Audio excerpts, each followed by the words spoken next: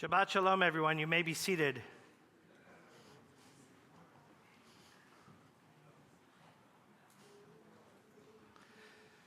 Today I bear a confession that is in transgression of one of the 10 Commandments. It's something that plagues me. I imagine it plagues some of you at different times in your lives also. It's a commandment that's hard for me to keep.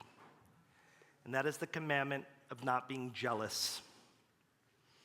We're told in life that we shouldn't covet, we shouldn't want what other people's have. But sometimes that's really hard for me. And it's even hard for me as a rabbi, because sometimes I look and learn about other religions and I see things that they have, and I'm jealous of what their religion offers and ours doesn't. Now, we could make all types of explanations and reasoning for why we offer certain things and go in certain directions and what we offer that others don't, and that's all true. But there are some parts of other religions that I wish we had. And there's one in particular from Christianity that I think if I had my way, I would incorporate into Judaism. And in fact, I think in doing so, it's part of the Jewish tradition. And I think in doing so, it honors Judaism and doesn't transgress Judaism or Christianity at all. And here's what it is. Has anyone here ever been to a Christian mass before, a Catholic mass? Just a few of us. I have been for different occasions, mainly for funerals, but also for a couple of weddings and other moments. And there's a moment at every mass that I love. I look forward to it, where you're supposed to turn to your neighbor and you offer them a blessing. You say, "May peace be upon you." And people who are familiar with Mass, they turn to you, they know what they're supposed to say, and they come right up to you, and they look you right in the eye, and they grab your hand, and they sincerely say, "May peace be upon you." And that's what they say back, and with you, that's exactly right. They return it. It's a beautiful moment. It's a beautiful celebrated moment. And I find at our shul, it's not different than any other synagogue. You know, we finish Adon Olam, and basically it is like a mass pilgrimage to bagels and lox. Like, that's what we do. And we normally don't turn to people we don't know and offer them a blessing. We just say hi to the friends we do know, and we chuck it up with them. And hey, have you heard this story? Did you hear this joke? You hear what's going on? And people we don't know, we walk right past them. But in Christianity, they're actually commanded in their way of celebrating to find the stranger and to welcome them and to bless them. To bless them. We really don't have moments in Judaism where we bless strangers. We bless people who we know. Like every Friday night, I bless my children, and right now I'm blessed to do that in person, where I can put my hands on their head and give them a blessing. I do it every single week, wherever they are or we are in the world. And it's best when I can do it in person, like I can now when they're all home, but most times when they're at college or they're traveling the world or I'm traveling the world, we do it by phone, but we still do it. And that's a blessing that a parent gives to a child. But what blessing do I give to the person I don't know? What blessing do you give to the person you don't know? And can we give a blessing to someone who we don't know? Can we give a blessing to anybody or anything? I married a Southern girl. She's from Houston, Texas. She was born in Memphis. Her dad's from Chattanooga, and her mother's from Shreveport. And she has been infused with Jewish Southern living all of her life. And they have a blessing that they give when someone frustrates them. Does anyone know what that blessing is? That's right.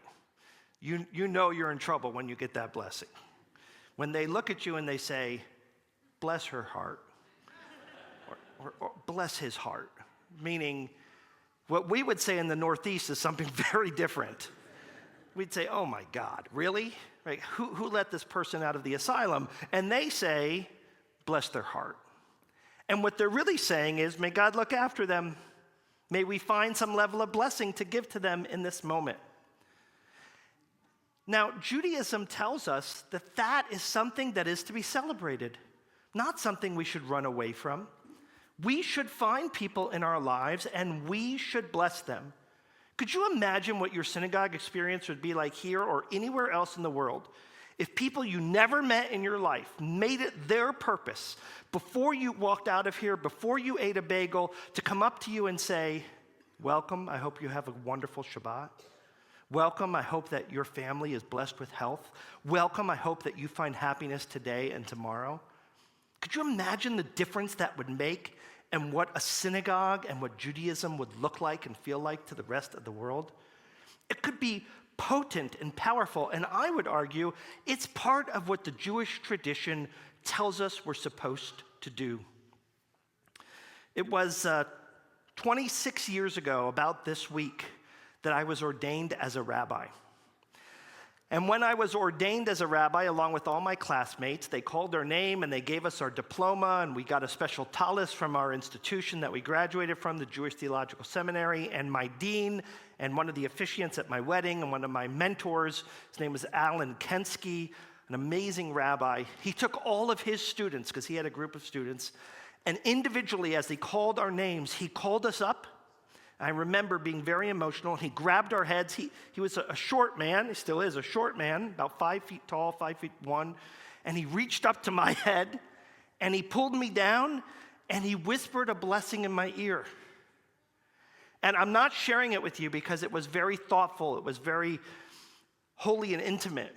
But it was something that stirred my heart in that moment and caused me to be incredibly emotional. And he reminded me in that moment that he didn't need to be a rabbi to give me a blessing.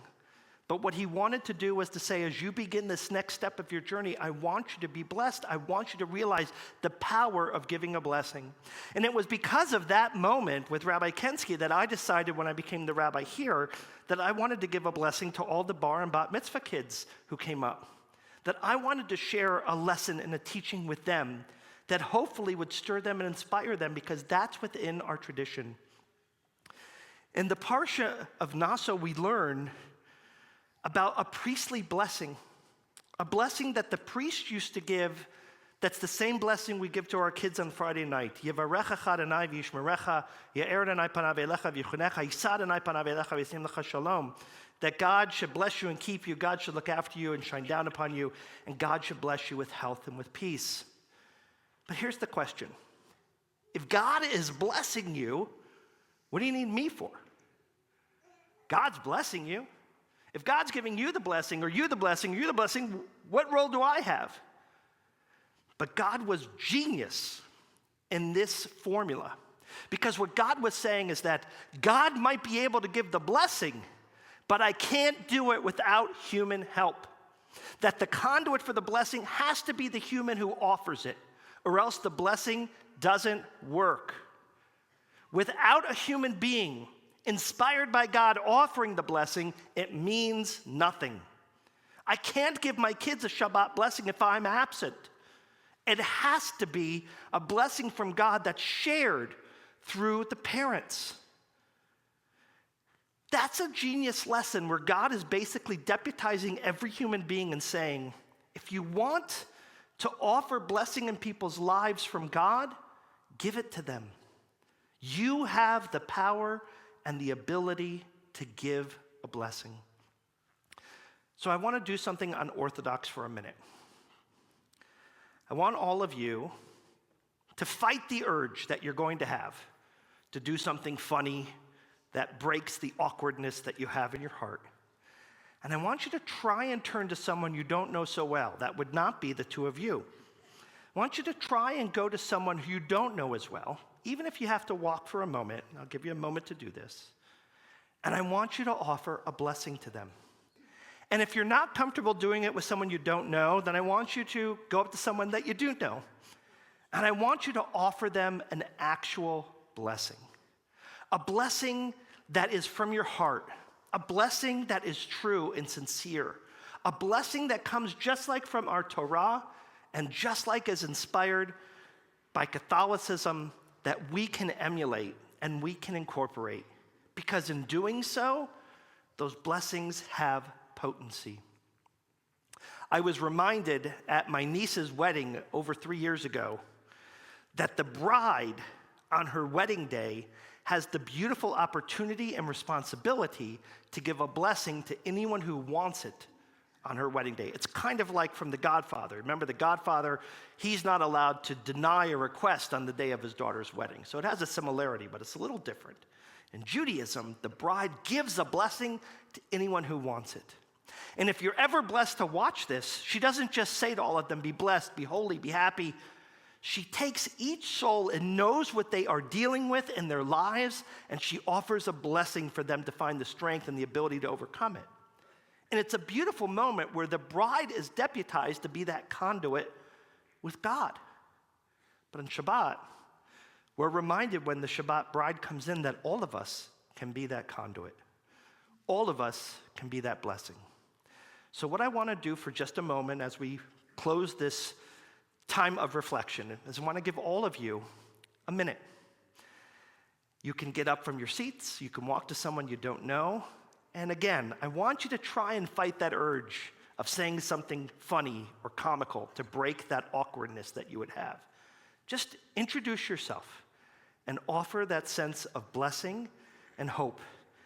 And if it feels good, try it again next week, or try it again on a Tuesday, or try it again any other moment. And don't think that you're converting to Catholicism in the price and the passion and the pursuit of doing this. I want you to think that you're following exactly what our tradition has taught us and told us, that we are the partners of God and the ability to offer a blessing. So I want to give you all that moment now to find that person who you don't know as well or someone who you want to offer that special blessing to, and let's take that time.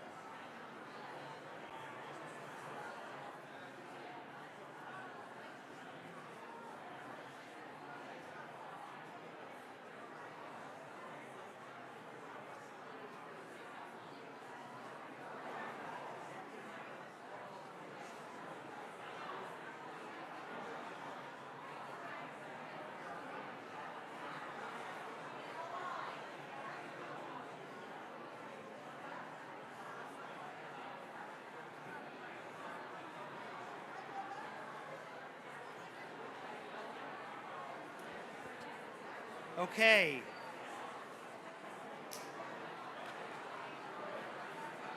Now that most of you are standing,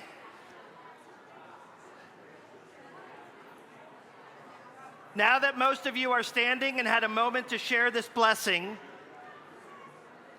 I am